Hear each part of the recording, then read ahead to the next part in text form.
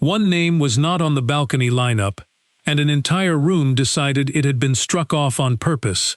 It had never been added, because the rule that governs those doors was written long before Meghan Markle ever walked through the palace, and it names no one at all.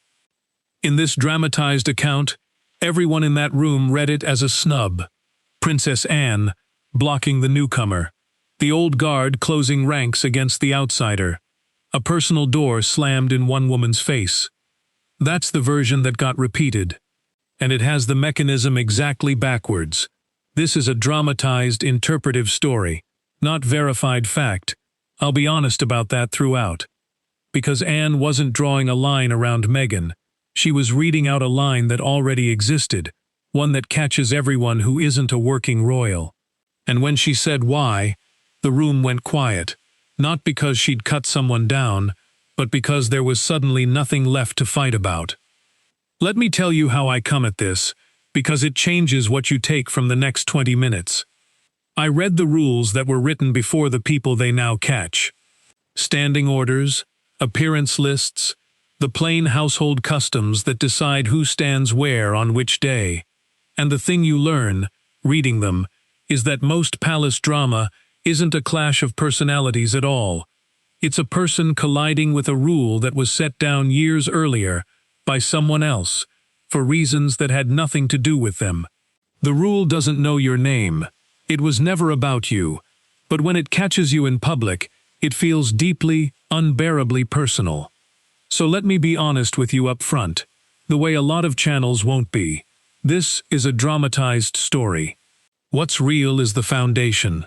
The Buckingham Palace balcony appearance is a genuine, tightly controlled tradition, and in recent years it has been limited to working members of the royal family.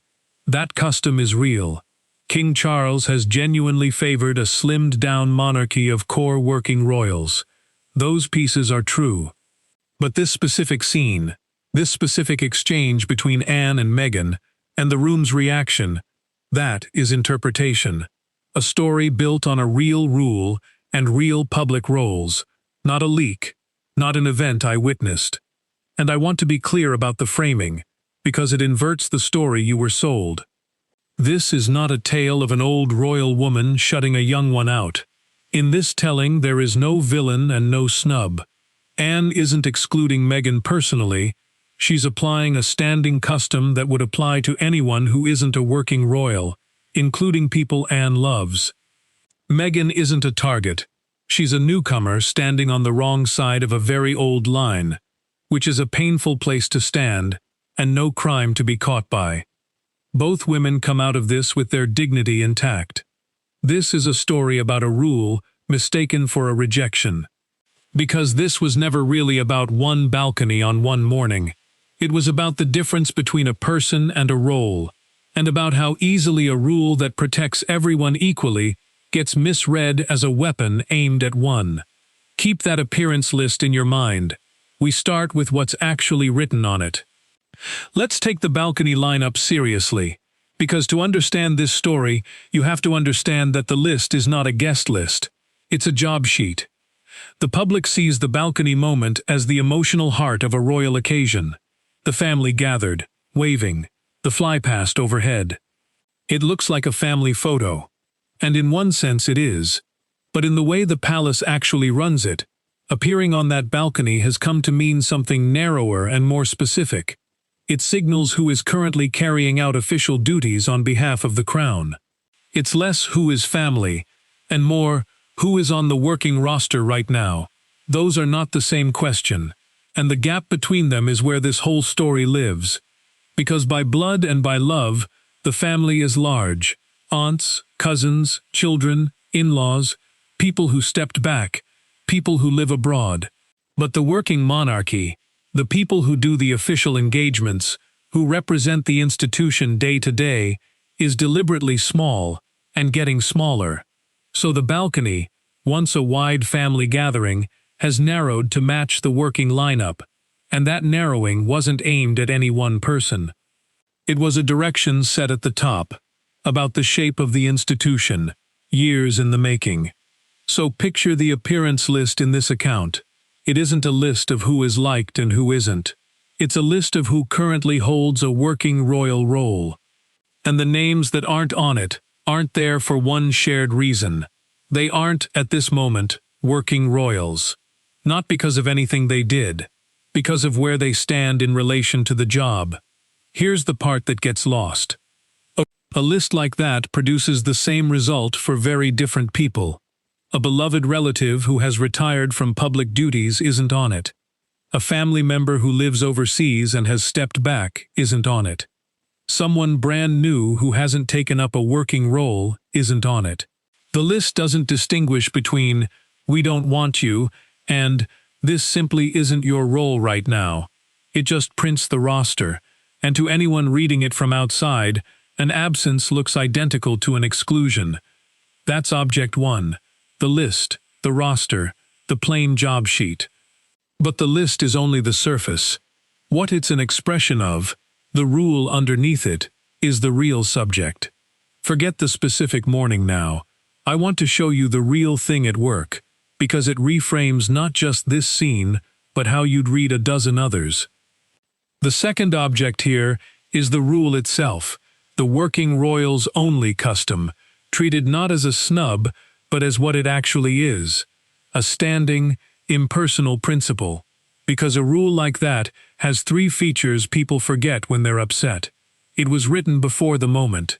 It names no individual. And it applies to everyone in the same position, without exception. Those three things together are what make it a rule rather than a decision. A decision is aimed. A rule just is. That's the handoff. The list was Object 1, the specific piece of paper on a specific day. The rule is Object 2, the principle underneath, and the thing that reveals what Anne was really doing. Because Anne, in this telling, wasn't making a decision about Megan at all. She was pointing at a rule that already existed, one she didn't write and couldn't bend, that catches every non-working member of the family the same way.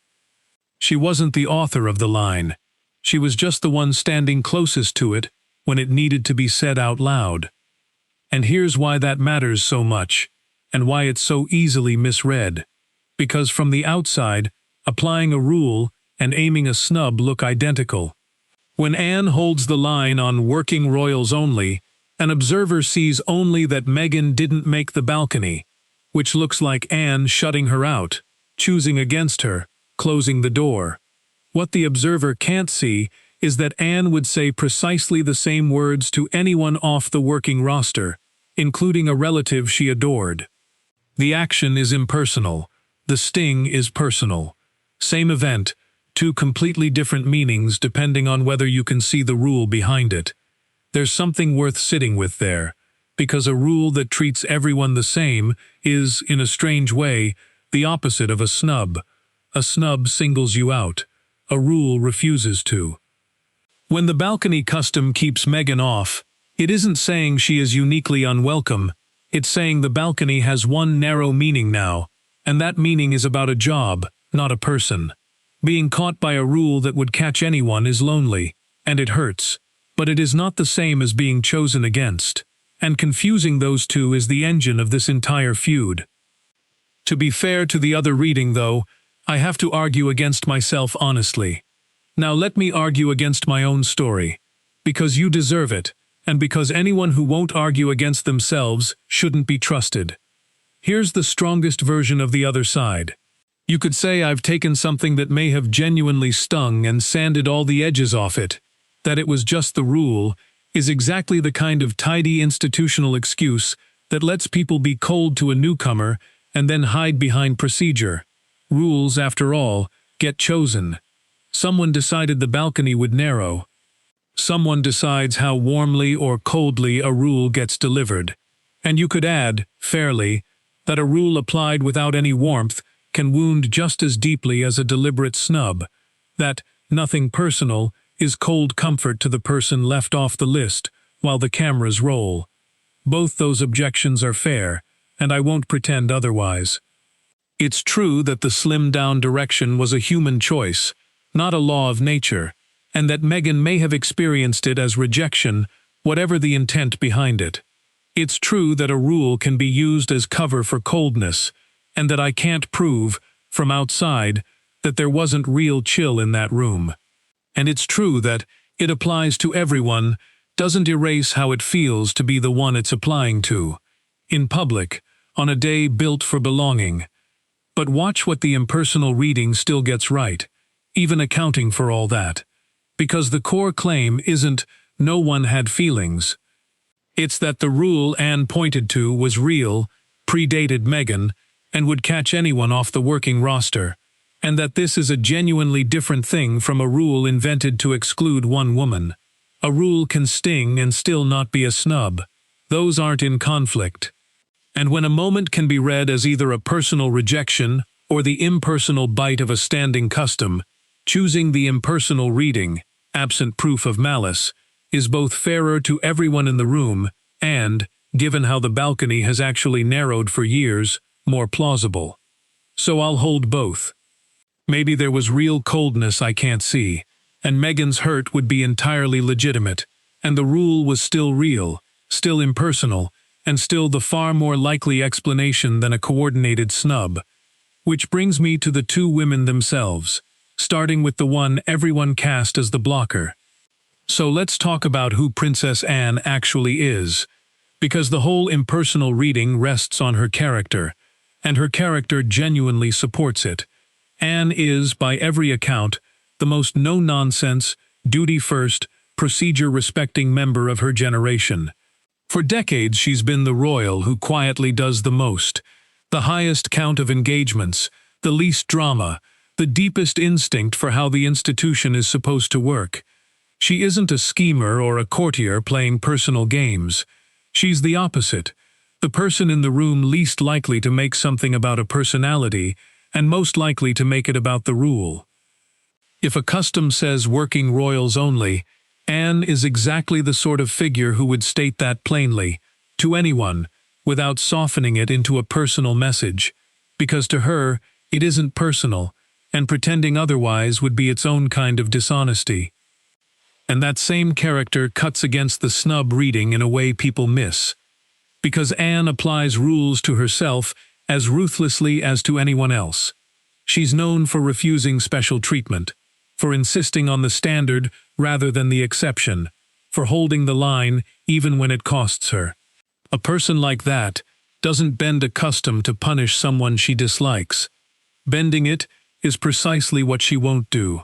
So the version where Anne twists the balcony rule into a weapon against Megan runs against everything she's known for. The version that fits her is the plain one. The rule is the rule. It applies to everyone. And she said so. There's also no throne at stake between these two.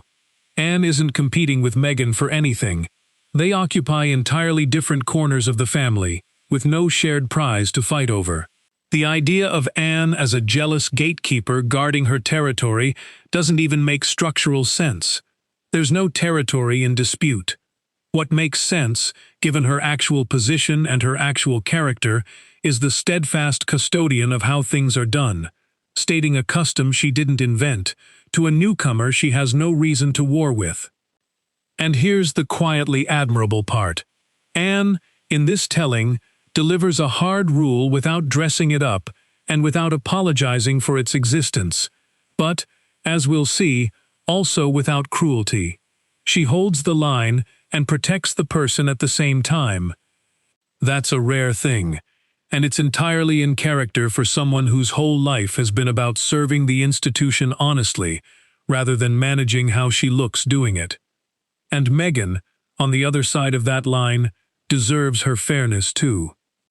Let me be fair to Megan here, because the impersonal reading must not turn into blaming her, and it doesn't have to. Because standing on the wrong side of an old rule is one of the loneliest positions there is, and none of it is her fault. Megan came into this family as a newcomer, from outside its centuries of unwritten custom, and was expected to absorb a rule book that its own members spent childhoods learning. When a rule she never agreed to, and barely had time to understand, catches her in public, on a day designed to look like a family embrace, the hurt is completely legitimate. It would be for anyone. Being caught by a rule is not a character flaw. It's just painful. And there's a reading of her here that honors her rather than diminishing her. Because wanting her children included, wanting to belong, wanting the family to feel like a family, those aren't the demands of a troublemaker. They're the instincts of a mother and a newcomer, hoping the warmth of the thing matches its image. If Megan pushed back against the line, in this telling, it wasn't villainy. It was a person asking why belonging had to come with a roster. That's a fair question. The tragedy is that the answer had nothing to do with her, and everything to do with a decision made above all their heads about the shape of the monarchy. So the collision between the two women, in this account, isn't a catfight. It's a newcomer and a custodian standing on opposite sides of a rule that neither of them wrote. Megan feels the sting of an absence that looks like rejection. Anne holds a line that isn't hers to move. Both are behaving reasonably from where they stand. The only real antagonist is the gap between how the balcony looks, a family gathering, and what it has quietly become, a working roster. And no one in that room created that gap. That's why the Anne blocks Megan framing does both of them a disservice. It casts Anne as a cruel gatekeeper and Megan as a rejected outsider, when the truer picture is a principled woman applying an impersonal rule and a newcomer legitimately hurt by it. One isn't a villain, and the other isn't a victim of malice. They're two people caught, from different sides, in the same misunderstanding, and both deserve better than to be flattened into a feud. And what the whole episode reveals, about rules and how we read them, is the last piece before the reply itself. So here's what this story really reveals, in this account, and it's a truth about how badly we read rules when they land on a person we're watching. It reveals how instantly we translate an impersonal rule into a personal message. The moment someone is left off a list, our minds don't reach for "the rule caught them," they reach for "someone chose to leave them out." We personalize structure. We turn a roster into a rejection, a custom into a cruelty, a line on a page into a look across a room. And once we've decided it's personal, every detail rearranges itself to fit. The absence becomes a snub, the person who stated the rule becomes the one who aimed it, and a misunderstanding hardens into a feud that never actually happened. And this story, in this telling, is a corrective to that reflex, because the block was never a block. It was a rule, old, impersonal, written before the person it caught, being applied the way rules are. The cruelty existed only in the eyes of a room primed to see one woman shutting another out. The reality was narrower and sadder and far more ordinary. An institution had quietly redefined what a balcony meant, and a newcomer got caught on the wrong side of the redefinition. Seeing that requires resisting the personal reading long enough to ask a colder question, not "who did this to her?" but "what rule did she run into, and who actually wrote it?" There's a deeper lesson, too, about the loneliness of being caught by a fair rule, because a rule that treats everyone equally still lands on individuals one at a time, in public, where it looks like a verdict on them alone. The fairness of the rule is invisible, only the sting is visible. And so the people a rule catches often feel singled out precisely when they are being treated exactly like everyone else. That's not a flaw in them. It's the cruelty of how rules feel from the inside, even when they're clean from the outside.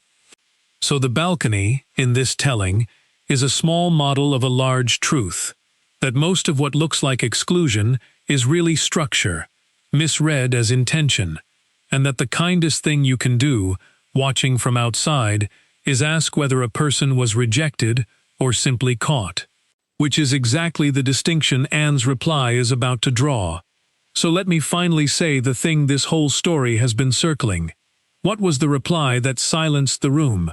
The line everyone remembers as a mic drop, a put-down, a woman cut down to size. It was none of those things. In this telling, when the tension in the room peaked, and someone framed it as Anne shutting Megan out, Anne didn't sharpen it. She diffused it. She said, in effect, that this was never a decision about her, that the balcony is for those carrying the working diary, that it has been for years, and that it would be the same for anyone off that roster, family or not. And then the quiet part that actually landed, that keeping the question about the role, and not the person, was the one way to keep it from becoming about Megan herself. That's why the room went silent. And it's the opposite of a put-down. The room had come loaded for a personal fight. Anne, in this account, refused to give them one.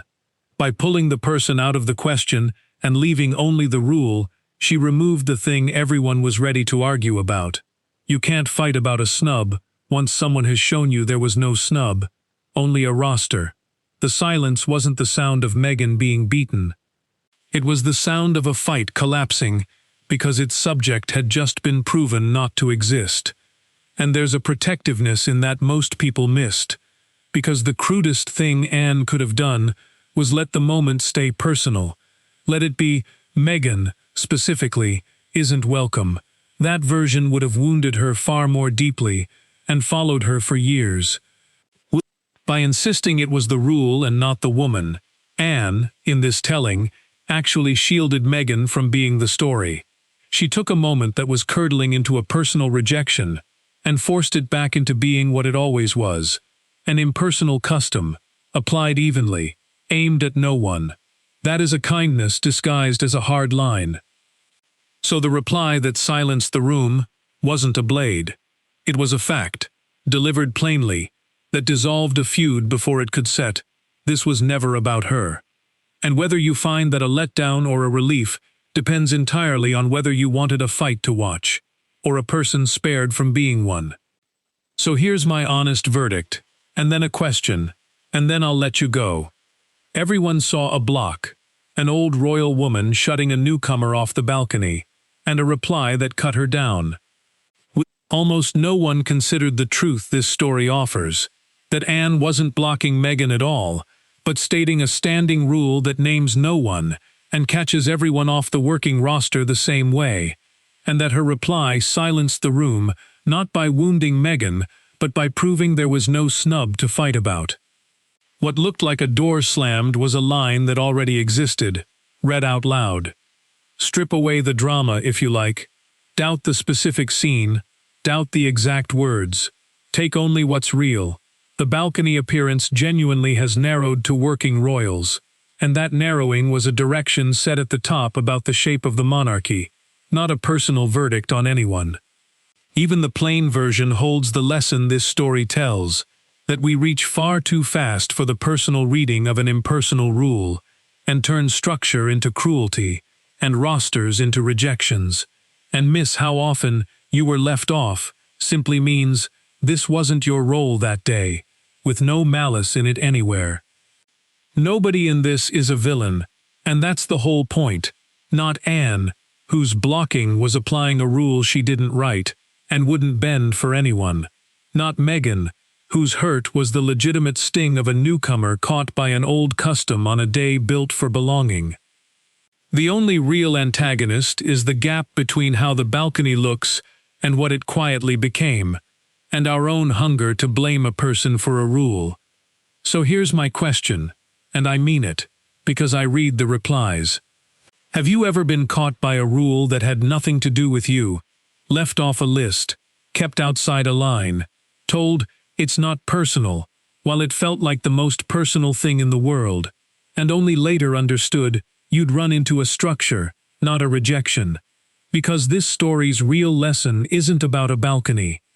It's about learning to tell the difference between being rejected and being caught, and being a little gentler with the people standing on both sides of the rule. One name wasn't on the lineup, and what silenced the room wasn't a woman being shut out. It was everyone slowly understanding that the door had never been aimed at her at all.